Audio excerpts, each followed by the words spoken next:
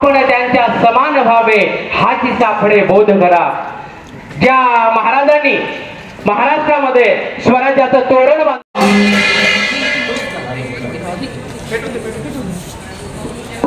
अण्णा, तुम्ही आमच्या राज्याची आमच्या देशाची वैचारिक संपत्ती आहात। ती संपत्ती आम्हाला हिमनगरासारखी जोपासली पाहिजे, जगली पाहिजे, तेच आमचं आद्य कर्तव्य आहे।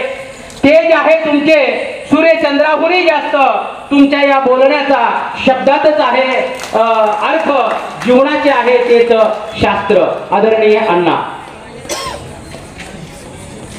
पंथी जपून ठेवा, अंधार फार झाला, थोडा उजेड ठेवा, पेटल्या पाहिजे, तोच या अधिवेशनाच्या पाठीमागचा उद्देश आहे। आणि त्याचसाठी हे आज माहिती अधिकार फेडरेशनच्या वतीनं माहिती अधिकार कार्यकर्ता अधिवेशन या ठिकाणी ठेवण्यात आलेलं आहे। एक सर फोटो घ्यावा।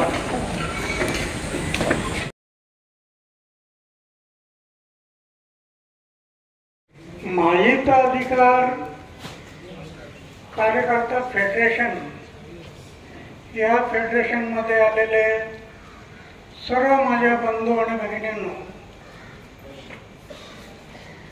इतर जे कार्यकर्ते आहेत ते सर्व बंधू भगिनी सर्वांचे मी राळेगण सिद्धी परिवाराच्या वतीनं तसे माहितीच्या अधिकाराचे शिबिर खूप झाली, पण माहितीचा अधिकार कार्यकर्ता फेडरेशन यांच्या मार्फत तुम्ही आजच इथे आलात असं मला समजलेलं आहे, म्हणून तुमचं सर्वप्रथम स्वागत करतो। माहितीचा अधिकार एक क्रांतिकारक म्हणून 2003 मध्ये मी 10 वर्ष यासाठी लढलो। 10 वर्ष कोणाचं काही घेता न घेता, कोणाचं कोणाकडे काही न मागता, फक्त समाज हितासाठी, राज्य आणि राष्ट्र हितासाठी माहितीचा अधिकार हा देशाला मिळाला पाहिजे यासाठी मी खूप प्रयत्न केले। नुसतं महाराष्ट्रात नाही तर भारतामध्ये माहितीचा अधिकार आल्यानंतर मग केंद्रामध्ये सुद्धा मी खूप भांडलो, खूप लढाई केली आणि शेवटी 2005 मध्ये भारत सरकारने सुद्धा माहितीचा अधिकार देशाला दिला। देशाला दिला एवढा क्रांतिकारक आहे। माहितीचा अधिकार का? तो मूलभूत हक्क आहे, नागरिकांचा मूलभूत हक्क आहे माहिती घेण्याचा, तो त्यांना मिळाला पाहिजे। 26 जानेवारी 1950 साली प्रजासत्ताक आलं। प्रजा मालक झाली, सरकारी तिजोरी त्यांची आहे, ते तिजोरीचे मालक झाले। माझ्या तिजोरीतला पैसा कुठं कुठं जातो, काय काय खर्च होतो, काय काय कामं करतात हे समजण्याचा अधिकार प्रत्येक नागरिकाला आहे, तो मिळाला पाहिजे। म्हणून मी सारखं झगडत राहिलो आणि शेवटी राज्य सरकारला 2003 मध्ये समजलं। 2003 मध्ये हा कायदा आझाद मैदानाच्या सभेमध्ये, आझाद मैदानामध्ये जे आंदोलन झालं होतं, आझाद मैदान, मुंबईचे आझाद मैदान, आणि 2006 मध्ये भारत सरकारने भारताचा कायदा केला। माझा सांगण्याचं तात्पर्य एकच आहे, माहिती घेण्याचा त्यांचा अधिकार आहे, माहिती देण्याचा अधिकाऱ्यांचा कर्तव्य आहे, तुम्ही सेवा करता, सरकारी तिजोरी तुमच्या हातात दिलेली, सेवक म्हणून सर्व सरकारी तिजोरीमधले जेवढे कार्यकर्ते आहेत ते त्यांचा सर्वांचा अधिकार आहे. म्हणून मी खूप लढलो याला. आणि नुसतं माहितीचा अधिकार नाही, आम्ही बोलत नाही. माझी विनंती आहे तुम्हा सर्व कार्यकर्त्यांना,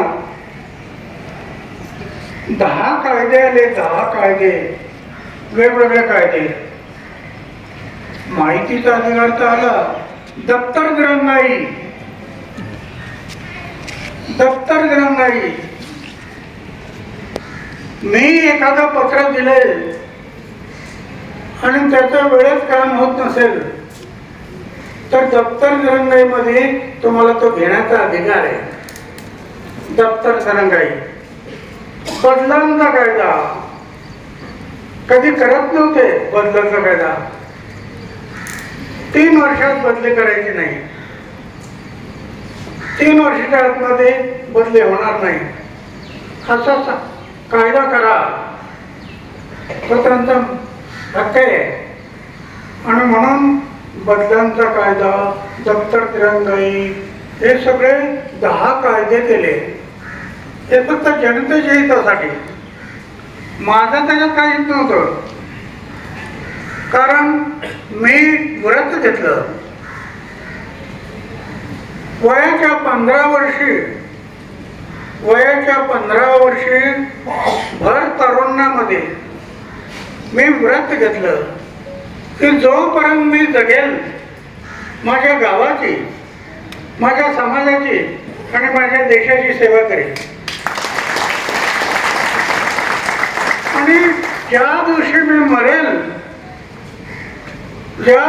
मरेल त्यावेळेला माझ्या गावाची, माझ्या समाजाची आणि माझ्या देशाची सेवा करता करता मरेल, हे व्रत घेतलं मी. धोका दिसायला लागला, लग्न करायचं चूल पटावून जाईल, मग मला करता येणार नाही. दुसरं व्रत घेतलं, नाही करायचं लग्न. समाजाच्या हितासाठी, माझ्या देशाच्या हितासाठी नाही करायचं लग्न. आज माझं वय झालं 88 वर्ष. अजून लग्न केलेलं नाही, आता तर करायचंच नाही. गेली. पण 88 वर्ष नाबाद.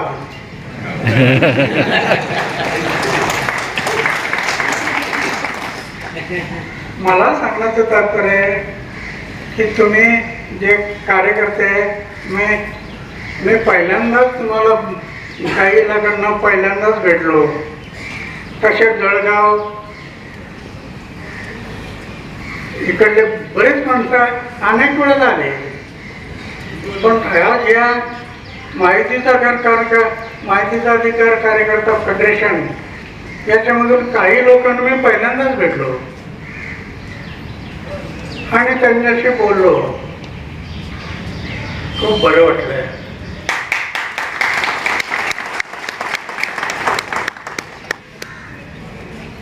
जीवनाचं ध्येय ठरवलं पाहिजे.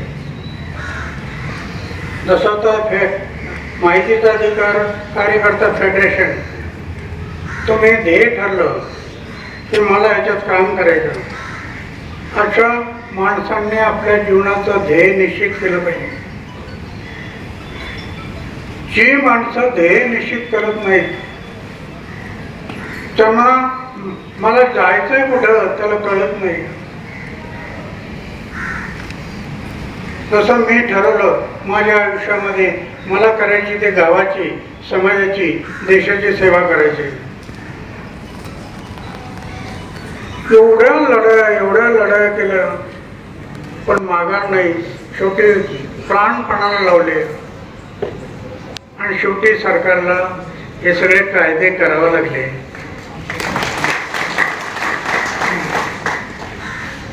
माझी विनंती आहे तुम्हाला सर्वांना, बंधू भगिनींना, की ईश्वराने जन्म दिलाय, या जन्मामध्ये जन्म दिलाय कशासाठी दिला याचा विचार केला पाहिजे. मी जन्मात आलो, माझं कर्तव्य काय, मला जायचंय कुठं, ईश्वराने मला जन्म दिला, मी जायचं कुठं, त्यासाठी काय करावं लागेल हे सगळं विचार केला पाहिजे.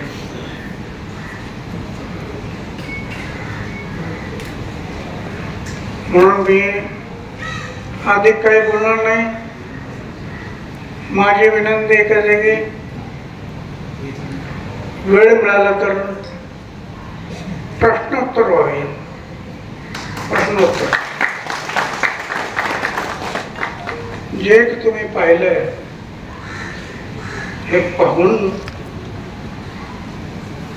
आता तुम्ही पाहिलं नाही, गाव पाहिलं नाही, हे गेलं गुजरात झालेलं गाव, ज्या गावात 35 दारूच्या भट्ट्या होत्या, असं गाव, ज्या गावात 35 दारूच्या भट्ट्या होत्या, आज गावामध्ये 22 वर्ष बिडी, सिगरेट, तंबाखू विक्रीला नाही, बिडी नाही, सिगरेट नाही. असं गाव, असं होऊ शकतं. त्यासाठी कार्यकर्त्याची जबाबदारी फार मोठी असते. तुम्ही कार्यकर्ते म्हणून काम करत असताना तुमच्या शब्दाला वजन आलं पाहिजे. शब्दाला वजन येत नाही तोपर्यंत तुम्ही जे बोलता त्याचा प्रभाव पडणार नाही. शब्दाला वजन यायचं असेल, आपल्या शब्दाला वजन यायचं असेल तर आचार शुद्ध असावेत, विचार शुद्ध असावेत, विचार पण शुद्ध असावेत, जीवन निष्कलंक असावे, निष्कलंक. डाग लागला ना जीवनामध्ये, एअर कंडिशन मध्ये सुद्धा झोपेचे गोळे घेऊन झोपावं लागतं, झोपा लागणार नाही. आचार शुद्ध, विचार शुद्ध, जीवन निष्कलंक, जीवनात त्याग. त्याग ही भूमी आहे ना भारताची, ही भारताची भूमी आम्हाला नेहमी त्याग शिकवत आली. त्याग, त्याग हा करावाच लागतो, त्याग हा करावाच लागतो. म्हणून मी ठरवलं की नाही करायचं लग्न. त्याग, याचा अर्थ सगळ्यांनीच लग्न करू नये असं नाही, एवढं सोपं नाहीये. तलवारीच्या धारेवर चालण्यापेक्षा अवघड आहे. असं व्रत घेऊन काम करणं एवढं सोपं नाही.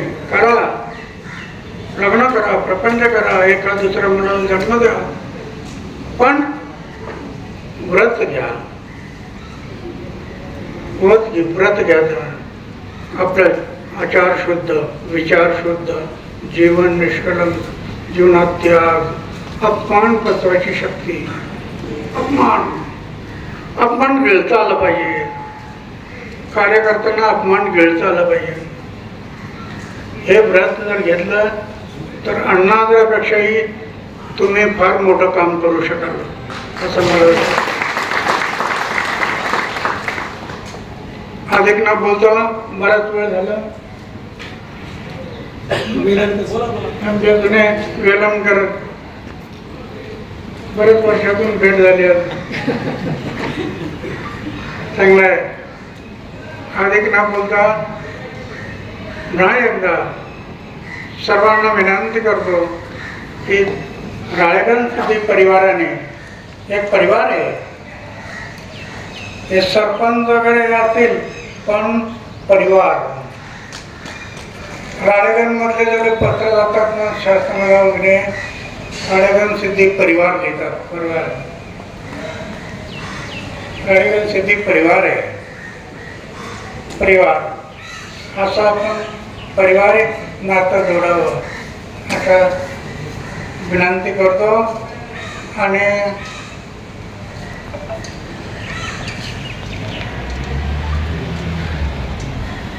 अधिक न बोलता इथं सांगतो जय हिंद.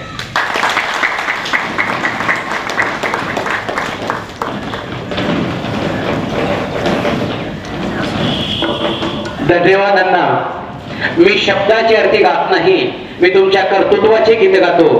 मी शब्दाची अर्थी गात नाही, तुमच्या कर्तृत्वाचे गीत गातो.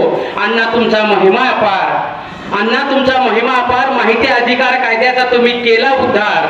भ्रष्टाचाराला मूठ माती, क्रांतीची पेटवली पेटी. तुमच्या कर्तृत्वाचे मीत मी गातो. मी शब्दाचे अर्थी गात नाही, अण्णा तुमच्या कर्तृत्वाचे गीत मी गातो.